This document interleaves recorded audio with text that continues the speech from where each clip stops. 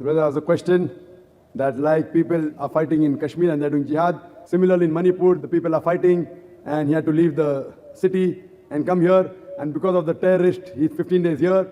He's happy to learn about Islam. He wants to know that why is in Peace Channel in Manipur. Yeah. And he wants to know that why do Muslims keep a beard? There are two basic questions. Brother, in Kashmir, as I mentioned, I can't say everyone is doing jihad. They are struggling, they're striving. Wait, sir. You are thinking me as the wrong. I says you are at the right. I perfectly understood your question, brother. Okay. I never said that you are wrong. And your question is also very good, brother. But I'm trying to clarify that everyone fighting in Kashmir, they may not be doing the true jihad. Some people for the ulterior motive may be doing wrong thing.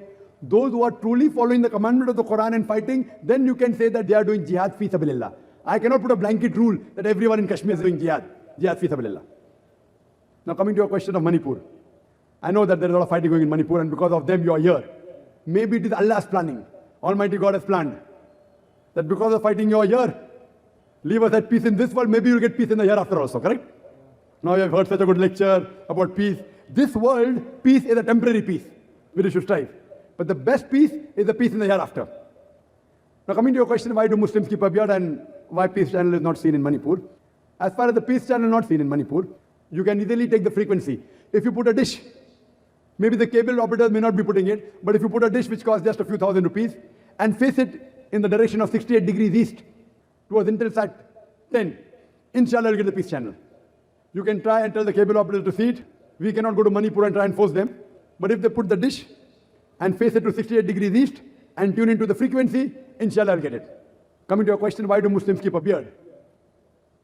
What I say, that if the label shows your intent to wear it, I'd give them the talk, that if the label shows your intent to wear it, for example, if you go to a conference of intellectuals, the people wear a label. I'm a doctor, I'm an engineer, I'm a scientist. It gives an informal introduction. When you go to a gathering, a conference, only of doctors, then the specialty is mentioned. Says, Dr. So-and-so, he's a cardiologist, neurologist, nephrologist. If you have a heart problem, you go to cardiologist. If you want to know about kidney, then you go to nephrologist. If you have brain problem, neurologist. Informal introduction. The Quran says, in Surah Anam, chapter number 6, verse number 54. The Quran says that إِذَا جَاءَكَ الَّذِينَ يُؤْمِنُونَ بِآيَاتِنَا فَقُلْ سَلَامٌ عَلَيْكُمْ. That when you meet those who believe in our signs, you say salam alaikum. You wish them salam alaikum.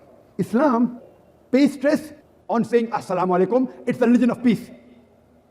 Now minimum, in a day, every Muslim at least has to pray 5 times a day. Now when he prays 5 times a day, even if he prays only the fard salah, the compulsory salah, 5 times into 2, when we end the salah, we say assalamu alaikum wa rahmatullah. Assalamu alaikum wa rahmatullah. May peace and mercy and the blessings of Allah be on all the people on my right. May the peace and mercy and blessings of Almighty God be all the people on my left. Every salah I say twice. I have to read minimum 5 salah. Minimum 10 times I'm wishing salam to all the people on my right. The peace be on people on the left. If I read the sunnat-e-muqadah, that is another 10 times. So minimum 20 times I wish salam to the people on my right and people on my left. If I read the normal sunnah, it may be more.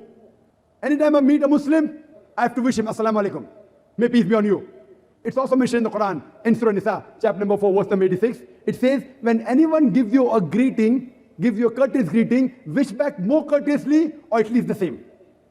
So anyone wishes me assalamu alaikum, I have to say wa alaikum assalam wa rahmatullah.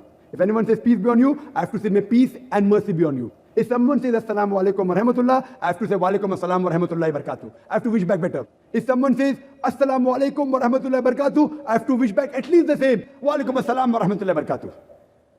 If someone tells me assalamu alaikum, and if I say wa alaikum assalam, words are the same, but it's coming from the bottom of the heart. Even that is better.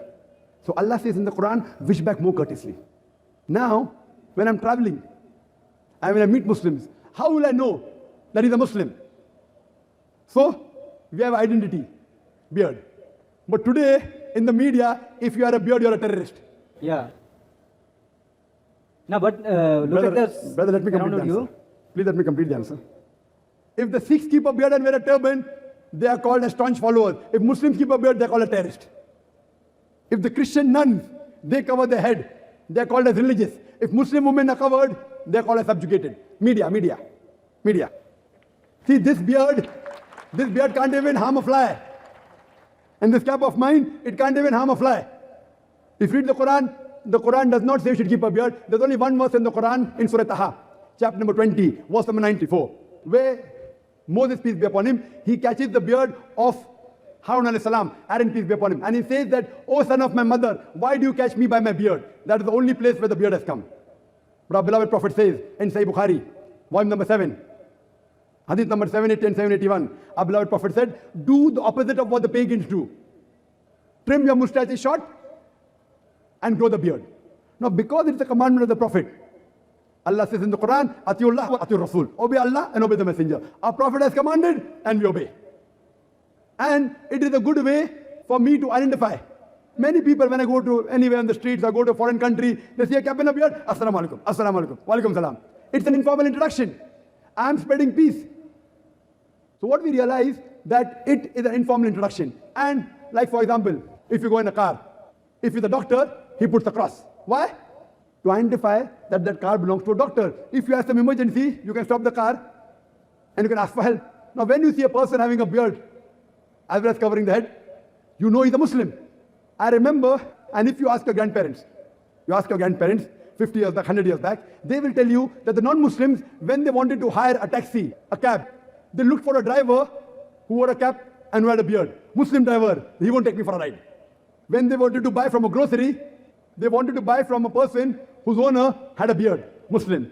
He will not cheat. But today, if you wear a cap or a beard, it means you're a terrorist. So, if the name is maligned, we have to reinstate that glory to this beard.